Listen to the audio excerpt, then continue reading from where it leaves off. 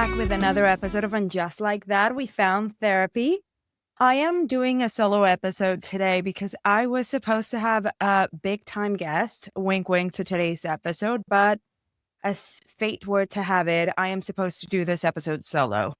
The Riverside was down, its server was down the day that we were supposed to record. We tried to reschedule in time for this episode, but alas, it didn't work out. But don't worry, she'll be back for a later episode.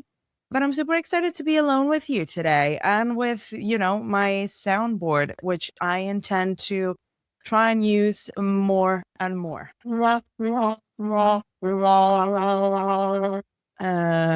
sure that's the one that I wanted to press, but whatever. Today we are here to discuss season 3, episode 8 of Sex and the City, The Big Time. And it's all about timing, fate, the right person at the wrong time, and the taxi light theory.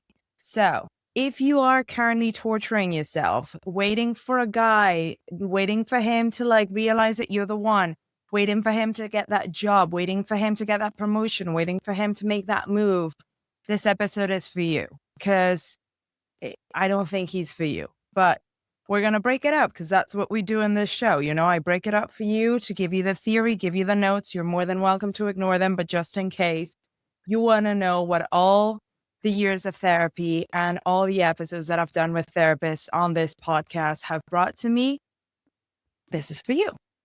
So the girls have 4 storylines all around timing. Charlotte is enjoying her time with Trey, who she met in the last episode, and she's trying to defend that she's met the one, even though they've been dating for 2 weeks. Miranda and Steve are trying to align 2 separate timelines around some talk around a baby. Samantha is facing a battle with aging, and our girl, or my girl, Carrie, is wrestling with her 2 dream men coming and going in her life and in her heart. So, guess who we are going to start with this episode? We're going to start with my girl, Carrie. Yes, she's my girl. Anyway, turn the volume up if, as mentioned earlier, you are currently thinking that the guy that broke your heart, treated you not so well for years, is now coming around because the timing is going to be right, and you think that this is the time that he's going to show up for you. Turn the volume up because this is for you. And my first question to the void with this is what is it about some guys that they seem to have a radar that goes off whenever you start to move on, and they're like, you know what, it's time to reach out and it's time to give them a little breadcrumb for me to just mess with their head, pretend that I'm going to show up, and then not really show up. And then they come back. I don't know how they do it, but they do it. And I think this is exactly what happens because my girl Carrie has our party in a boat for the launch of a magazine named Gab. And she tries to convince Aiden to go with her, but that's so not his scene. And I think that shows the kind of relationship that he is used to leading. He's a securely attached man. He doesn't need to do whatever his girlfriend is doing all the time or riding her coattails all the time. He's like, you know what, you go, you have fun, you do your thing, and then, I'll be waiting for you back home, because she jokes that she is rumored to be easy. Sorry, I really like my soundboard. So Carrie is at the boat party and she brings Charlotte and Trey as her +1 and 2. And in the middle of this party, she runs into Mr. Big twice. And it's amazing how much the writers can get in 20 minutes. And in this scene that I guess was maximum 3 minutes, all the little micro interactions that happen between Mr. Big and Carrie are so telling. So from my perspective, and I think Chris Noth does a wonderful job at being Mr. Big, you can tell that he's excited about being in that boat party with Carrie. I think he's excited about the fact that Natasha missed the boat. And when they first run into each other, Carrie's getting a cheese ball or something, which conveniently, lets her gather herself before she faces her ex. And I think it's so interesting because she says like, oh my God, I hadn't seen Charlotte so happy in years, and she hadn't met the guy for 5 minutes. And then I run into a guy with whom I was happy for 5 minutes. So here I think that we try to see a side of Carrie that is trying to, learn her lesson, see Big for what he is and what he was, a guy that never offered anything to her and that made her happy for 5 minutes. And they have this really cordial hello where he's like, oh, I thought that I'd run into you here. And she's like, oh, okay, really? And this is what in my mind, I'm thinking like, oh, Mr. Big obviously misses her because once he got married, she was like, you know what? Fine, I'll take a step back. And now he misses her. He's wondering where she is because he got used to having access to her all the time. So this is the first sign of the radar going off. He goes and says like, oh, I thought I ran into you here and I thought I'd see you here. She's like, oh, really? And then she says, oh, where's Natasha? And he says, well, she lost the boat. And I think, he kind of looks excited about that because he could have gotten off if he thought that Natasha was not going, which I'm guessing is the whole reason why he's at that party. And he just stayed because he thought that Carrie was there. And if you had anything that remotely resembles this, let me tell you that is very low effort. I'm going to give you what I think you want to get what I want from Mr. Big. Then Carrie's very gracious and she's like, well, it was nice running into you. And then she leaves. He chases after her and he's like, what was that?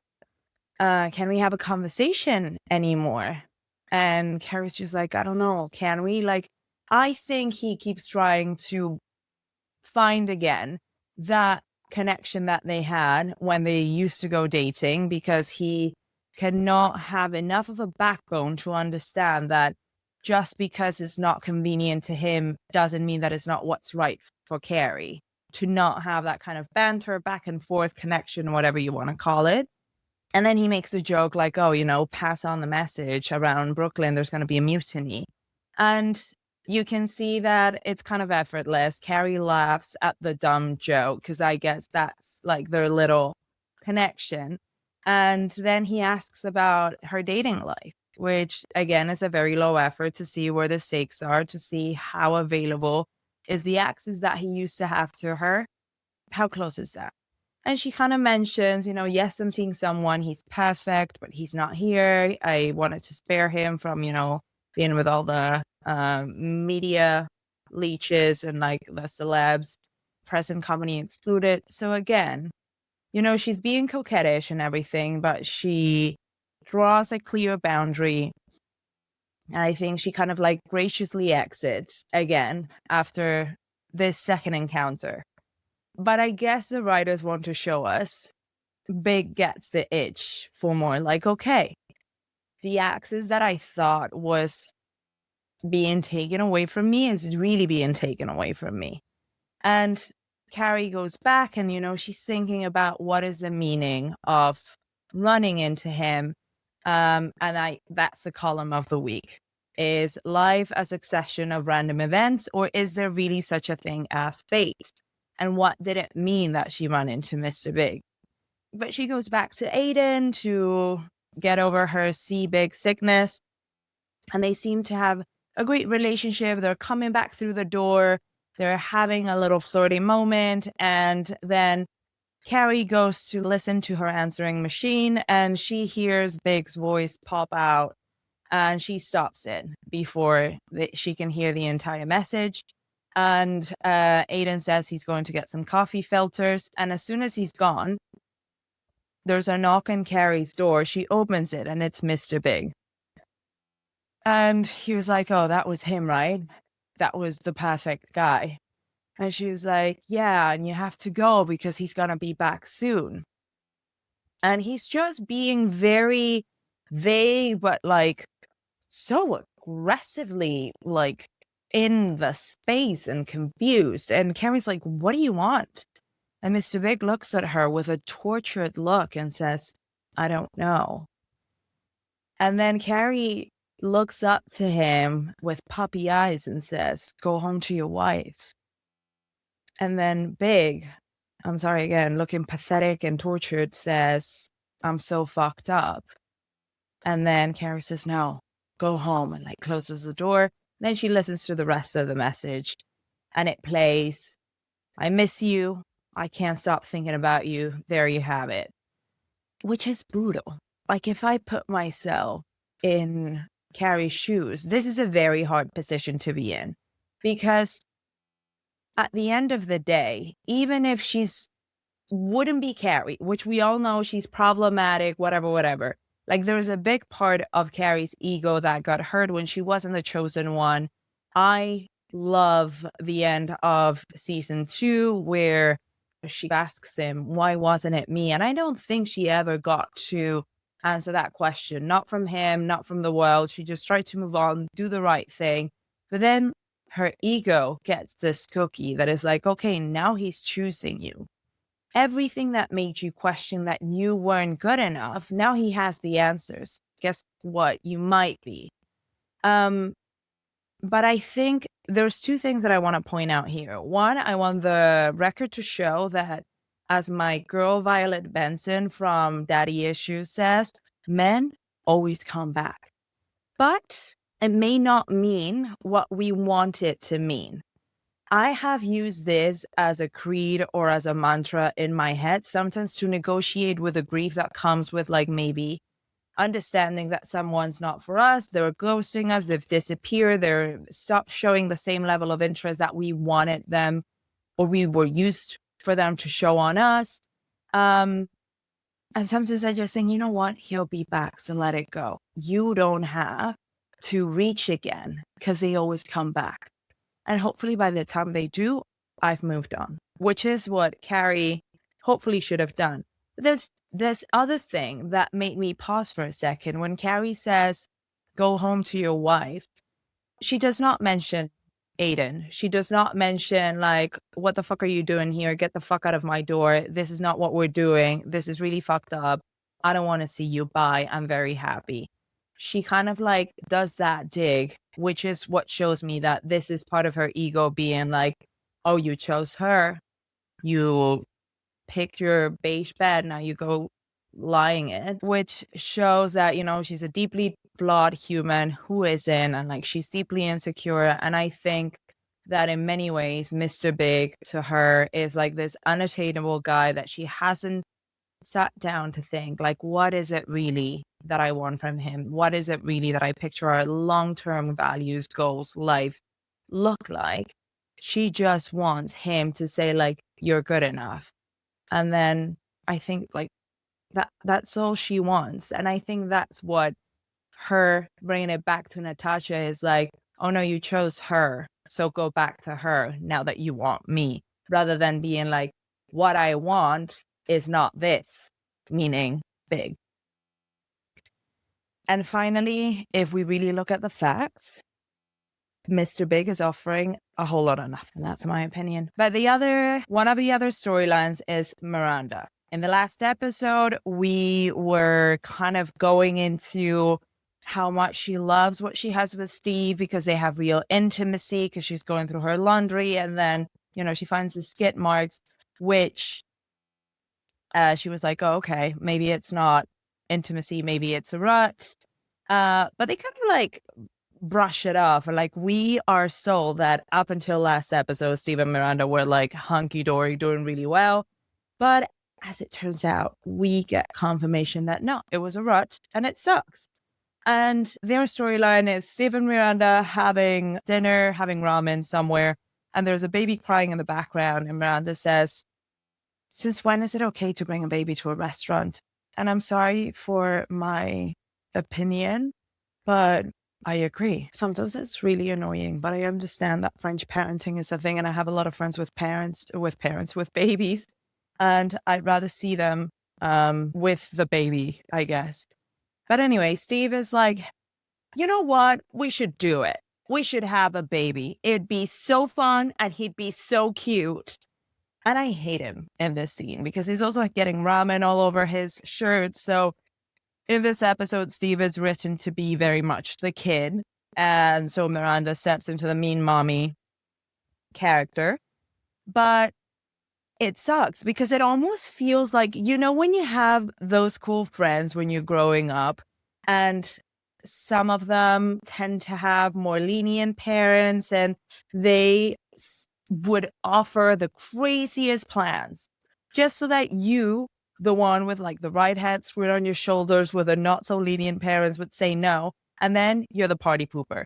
But like, if you were to go like, you know what? Yeah, let's jump off the bridge in the car that we borrowed from your parents, they probably wouldn't go through with it. Like Steve wouldn't, well, maybe Steve would go through with it because he doesn't have to carry the baby, which is bullshit.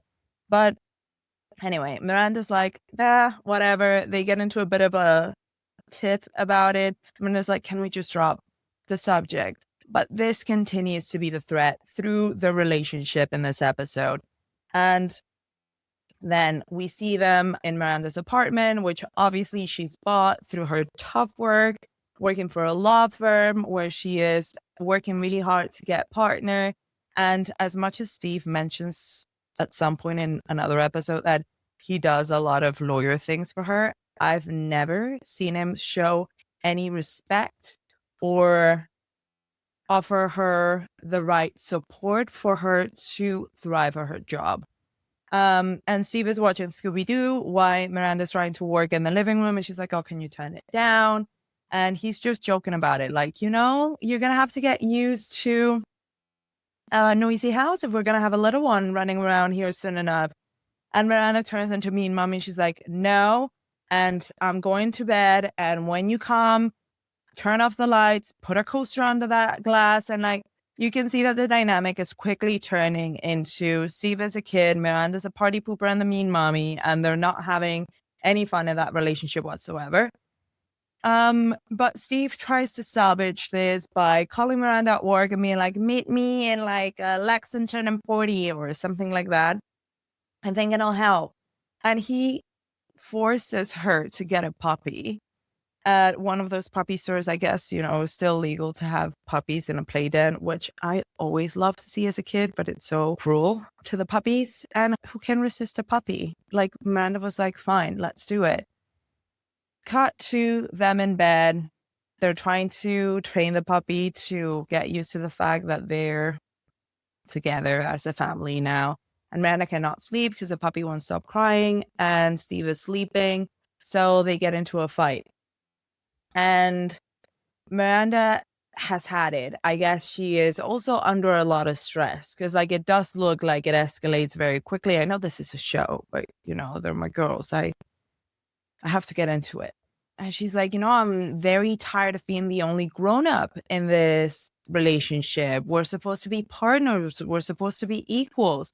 And Steve does not get it. For all the good qualities that he has as Miranda's partner, he does not get it. So he's just going into a bit of a tantrum. He's like, you're just gonna give up on us. There is good stuff here. And Miranda says, not enough good. And then she calls it. And I think she has this voiceover being like, she understood that the problem wasn't her. The problem was them. And she's like, I don't think, that this is working. This is not a rut. It's just not working. And then Steve just holds the puppy and like looks like a puppy himself, like, because you don't want it to work.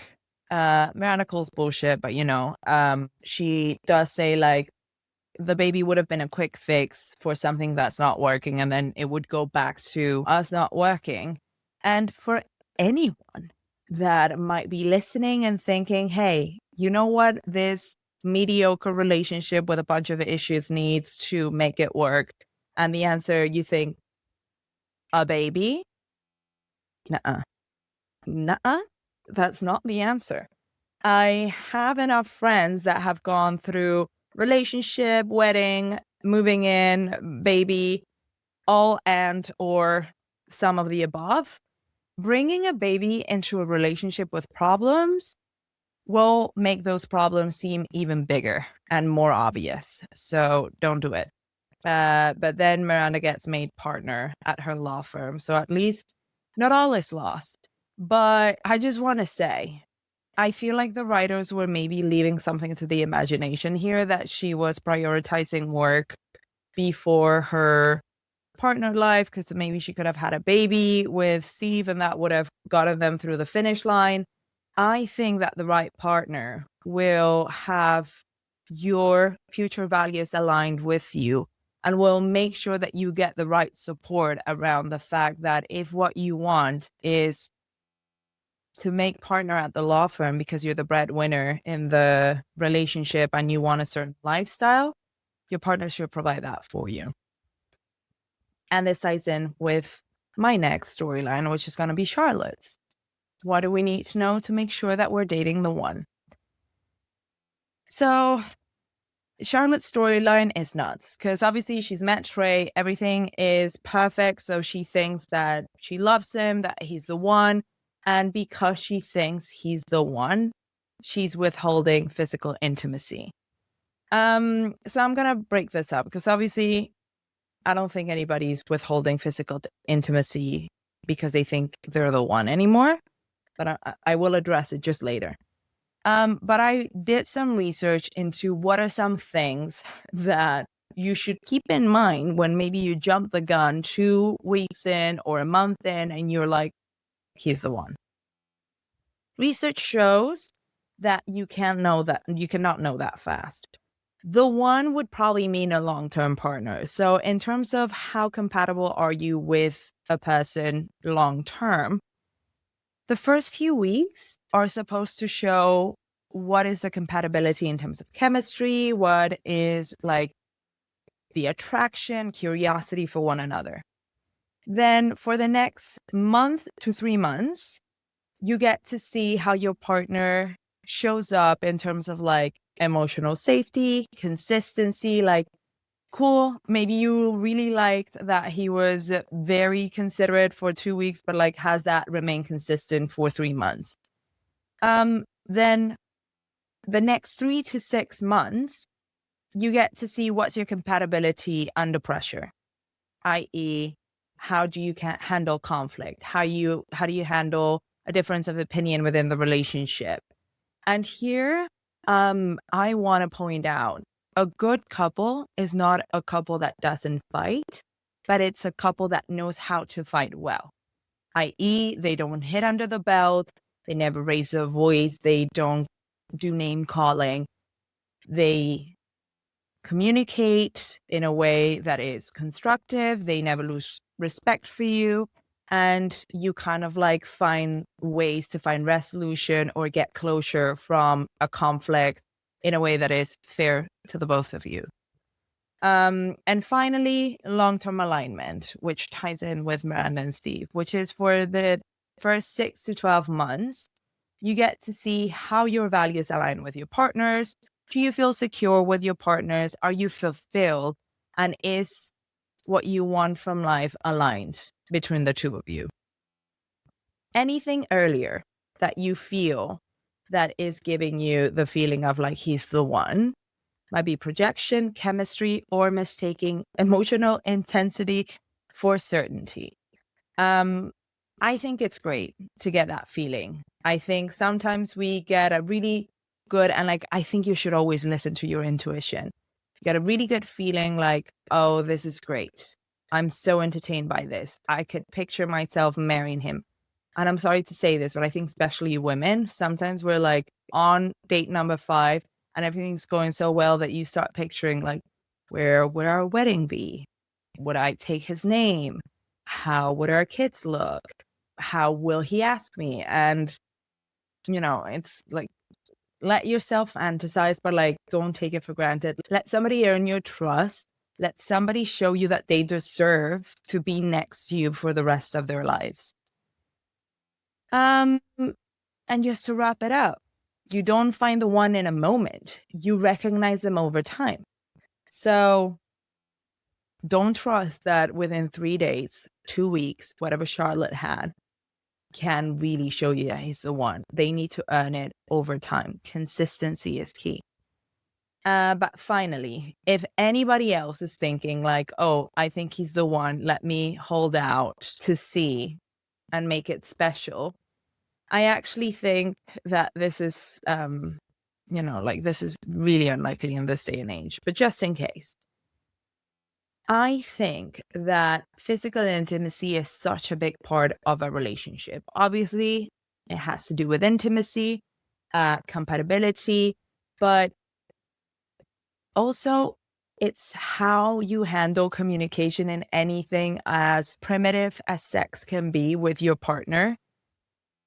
It has to, like, you need to cross that to see how it works. Like, is he receptive to what you like in bed? Is he a good communicator? Is he concerned about what you like, what you don't like? If you finish, you don't finish. And then if something doesn't work, how do you handle that conversation? And I think that is key. That is something that, sometimes um, people take for granted that like everything's right. So, oh, this is meant to be. Like, no, I think you get to know more if somebody is the right person because you get to have those conversations together and you feel safe because, again, physical intimacy, at least for me, is a big deal. It's really important to have good communication around that if you're thinking about marrying the dude. And finally, I really briefly want to touch upon the taxi light theory because Charlotte's gone on and on about how she thinks he's the one while they are in the bathroom stalls. And Miranda's like, that's bullshit. His light was just green. And she talks about the fact that men are like taxis. Sometimes, you can hop on, hop off, and like nothing will happen because the light is red. But then when the light is green and they're ready to settle down, the next person that hails that cab will ride that cab forever.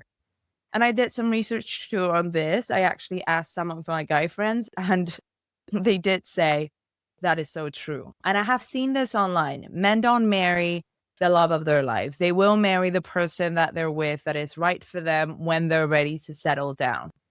But if we tie this into, can you be with the right person at the wrong time?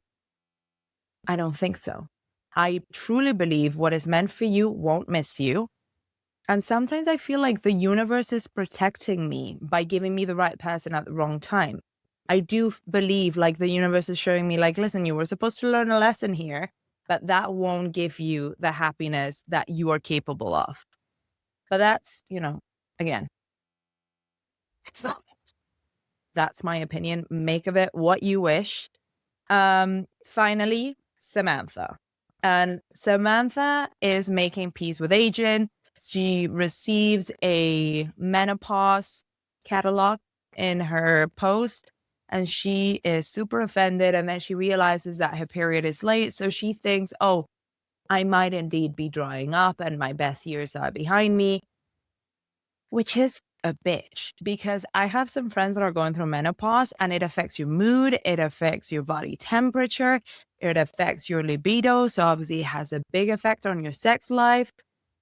If this is something that you guys want me to dive in, reach out to me. I will make sure to have a great guest to talk about this.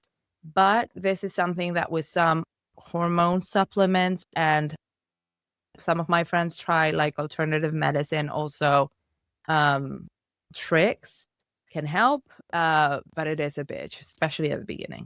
Anyway, let me know in the comments if anybody is really interested in this and I can bring an expert. I am fascinated by it because unfortunately women, because we're very complicated and we can be pregnant, etc., there haven't been so many scientific medicines, whatever you want, done on us because we are a lot more complicated than men biologically.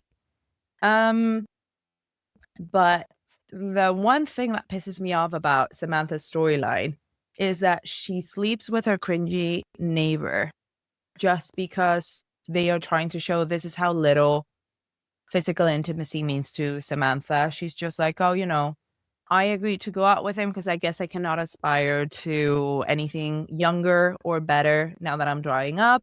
And he treated me to dinner and drink. So I guess what it's owed is this. And she looks so out of it. It was so disturbing to watch that. The only fun fact about this is that the cringy neighbor is Patti LuPone's brother. But other than that, I think her storyline is super sad. But also let this be a reminder to do your Kegel exercises. And that's the episode. So just to wrap it up nicely, my advice for the girls. So for Carrie, if she was my friend and she started coming at me being like, oh my God, like I ran into Mr. Big and he told me this. And what do you think this means? Because she does say, I got everything I wanted out of him just a year too late. I think I would tell her, it's probably just your ego, and he's creating a lot of noise around your ego wanting to get a big cookie. But if you really want to give Aiden a shot, I think you need to quiet that noise. So it's hard, but Aiden deserves better. And in order to quiet that noise, maybe you need to say to Big, like, please don't call me anymore. Maybe you can block him. Just saying. I'm not a big believer in blocking a person, but sometimes you got to do what you got to do. Then for Miranda, I think for Miranda, rather than the baby talk, there was something about how Steve said there's some good stuff here, and Miranda said not enough. I think sometimes it can be really hard to know when to step away from a relationship. And for me, I wanted to maybe give her some advice as to how to know when there's not just enough good stuff and it's time to cut it. And I think for starters, as I said, really trust your intuition. Sometimes if you have thought about breaking up with them enough times over a short period of time, that to me, it's enough of a telltale sign. Also, if the relationship doesn't bring you peace, but it brings you more kind of like annoyance or anxiety, also sign to break up. If you make excuses for everything that your partner does that hurts you, like, oh, he's just that way, he didn't mean it, I think it's also a sign. And finally, if you wouldn't advise a friend, knowing everything that you know, to stay in that relationship, gotta break up. Then Charlotte, I would tell her, girl, you need to sleep with him. If you want to really make this special, maybe choose a different milestone that is not him popping the question, do you want to marry me? Or marrying him to decide to sleep with him. And to me, that milestone is like, when do I feel that we have enough of a dynamic that has been consistent and respectful enough that I feel safe in the relationship, and then maybe take that step and then see how that unravels. I had Jake on, I think 2 episodes ago, and it's true. I think sex only gets better with time. So also you're gonna have to, work towards that. See how you bridge over to that place where you are satisfied with your sex life. But yeah, sleep with him. Don't wait, girl. And then finally, Samantha. I think the bigger theme here for her was she has always been really scared of aging. She does not want to accept it. She lies about her age. And this week, I'm recording this on April 9th. My birthday was on Monday. There were a lot of candles on that cake. And I have to say, it's very easy, especially as a woman. I think we get a lot more of like, what are the milestones that you're supposed to have by certain ages, biological clock, etc. And I think it's really hard to, again, quiet down that noise. But I have to say, I'm so proud of what each one of those candles means in the 37 years of life that I have now. I wouldn't be able to trade any, not even the pandemic ones. I have gone through so much. And the other thing is, if you stop focusing on maybe what you want by a certain time and just say, like, you know what, age doesn't matter. Let me focus on what it is really that I want out of life right now.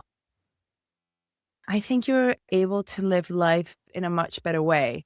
And I am fortunate enough to have friends from all ages, but I have quite a few friends that are a bit older than me. And, they've gone through marriages, divorces, breakups, children growing up, moving out. And I have to say, I don't think some of them have had tough times because there gets to a point where dating becomes really hard. But what I see from the women that I know that are older than me, it's awesome to get to know yourself to the point where you know a lot more when you go into the dating. So you have a lot more fun. You don't have as much of those what the fuck moments. And I don't think any of them would switch anything in their life because they still have a blast. They still make things happen, date, discover new things, discover new tastes that they have. And I'm really excited about all of that. I love having older friends because I think it can seem so scary to grow old as a woman. And having older friends has really made me feel so much at ease about it. And that's the end of the episode. So since I'm alone, I'm going to use this time to plug everything that I need. I would love to hear what you guys are thinking about this season. I'm really working super hard and I hope you guys are enjoying it. I'd be very curious to know if you want any kind of guests that I'm not tapping into or anyone specific that you think should come on the show. I would obviously love to have Candace Bushnell, etc., but I'm growing to that level of popularity. And finally, I want to remind everyone of the new section of the podcast, He's Not Your Mr. Big, where you can ask me anything about dating, but also friends, because Sex and the City is also about friendship. And I would love to get one of the experts that has come on the show to answer your questions. You can find the questionnaire in the show notes. I'll pop it in today. Or if you can't be bothered to do the questionnaire and also you want something a bit more private, you can DM me at We Found Therapy Pod. And finally, I don't know if you guys have seen, but I write a Substack also at We Found Therapy Pod, where I do a more vulnerable reflection of the week's episode. And I draw a bit more in of my personal experience, my personal life. And I really pretend to be Carrie Bradshaw when I write that. So check it out if you haven't. And besides that, thank you so much for tuning in. It means the world to me. I'm having a lot of fun during this season. I hope it shows. But as mentioned, please do reach out. Don't be shy. I love hearing from you. And I can't wait to see you on our next therapy session. I love y'all. Bye. Wasn't going to drink tonight, but I'm going to have a double. I may have a double after this solo episode. Bye, guys.